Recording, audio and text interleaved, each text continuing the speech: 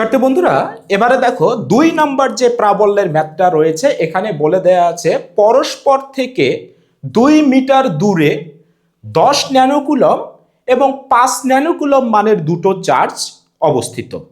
এদের সংযোজক সরলরেখার ঠিক মাঝখানে অর্থাৎ মধ্যবিন্দুতে লব্ধি প্রাবল্যের মান ও দিক নির্ণয় করো। দেখো তো, এইটা ধরে নেই ১০ ন্যানোকুলম, এইটা ধরে নেই ৫ ন্যানোকুলম, দুটোই প্লাস চার্জ। বলছে ঠিক মধ্যবিন্দু ধরে নেই সি, তাহলে সি বিন্দুতে লব্ধি প্রাবল্যের মান এবং দিক বের করতে হবে।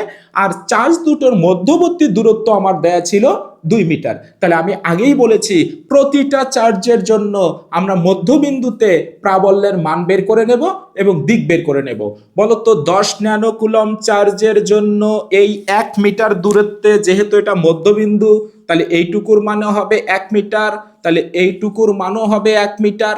তাহলে মধ্যবিন্দু এই ১০ ন্যানোকুলম চার্জ হতে ১ মিটার দূরে সি বিন্দুতে মানে মধ্যবিন্দুতে তড়িৎ প্রাবল্যের মান হবে E1 ফর্মুলা একই থাকবে।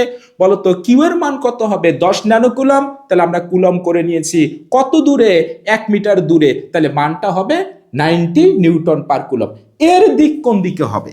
এর জন্য আমরা কি করব, এই যে জায়গাতে বের করতেছি একটা টেস্ট চার্জ ধরে নেব প্লাস ১ কুলম চার্জ, তারপরে কলমটাকে আমরা ওইখানে ধরবো। বলতো এইটাও প্লাস এইটাও প্লাস, তাহলে বিকর্ষণ করবে, দিক হবে এই দিকে, তাহলে E1 এর দিক হবে এই দিকে ৫ ন্যানোকুলম চার্জের দিকে। আবার বলতো এই ৫ ন্যানোকুলম চার্জের জন্য আমার সি বিন্দুতে প্রাবল্যের মান আছে, তাহলে এবার প্লাস ৫ ন্যানোকুলম চার্জের জন্য ১ মিটার দূরে সি বিন্দুতে মানে মধ্যবিন্দুতে তড়িৎ প্রাবল্যের মান হবে E2 9 গুণন 10⁹, এটা ছিল ৫ ন্যানোকুলম, তাহলে ৫ গুণন 10⁻৯, ১ মিটার দূরে, তাহলে ১ এর উপর হবে স্কোয়ার। এইটা ক্যালকুলেশন করলে হবে 45 নিউটন পার কুলম।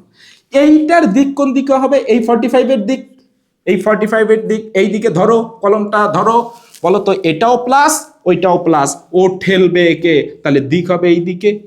তাহলে E2 এর দিক কিন্তু হবে এবার এই দিকে। এবার বলো তো আমাকে, তাহলে এই দুইটা লব্ধি প্রাবল্য কত হবে সি বিন্দুতে? আমরা ভেক্টরে পড়েছি দুইটা ভেক্টরের দিক যদি বিপরীতমুখী হয় তাহলে তাদের মধ্যবর্তী কোণ হবে ১৮০ ডিগ্রি, আর ১৮০ ডিগ্রি মধ্যবর্তী কোণ হলে লব্ধির মান হবে সর্বনিম্ন কার সমান? তাদের বিয়োগফলের সমান। দিক কোন দিকে হবে? বড়টার দিকে। তাহলে বলো সি বিন্দুতে লব্ধি প্রাবল্যের মান কত হবে? E যেহেতু দিক বিপরীতমুখী, তাহলে এবার বিয়োগ করব। এখন প্রশ্ন হলো স্যার কোনটা থেকে কোনটা বিয়োগ করব? সবসময় বড়টা থেকে ছোটটা বিয়োগ করব। তাহলে বলো তো E1 এর মান হচ্ছে 90 আর E2 এর মান হচ্ছে 45, তাহলে বড় কোনটা? E1, তাহলে আমরা E1 থেকে E2 বিয়োগ দেব, তাহলে E1 মাইনাস E2 হবে। তার মানে 90 মাইনাস 45 যদি আমরা বিয়োগ দেই তাহলে মানটা বের হবে 45। তাহলে লব্ধি প্রাবল্যের মান পেয়েছি 45 নিউটন পার কুলম। বলতো এই 45 নিউটন পার কুলমটাই আমার লব্ধি প্রাবল্য, এটাই আনসার হবে। তবে এই 45 নিউটন পার কুলম্বের দিক কোন দিকে হবে? বড়টার দিকে। বড় কোনটা? E1, তাহলে E1 এর দিক ছিল আমার এই দিকে, আমরা এই দিকে টানবো, এই দিকে হবে, অর্থাৎ মধ্যবিন্দু হতে এই ৫ ন্যানোকুলম চার্জের দিকে হবে লব্ধি প্রাবল্যের দিক।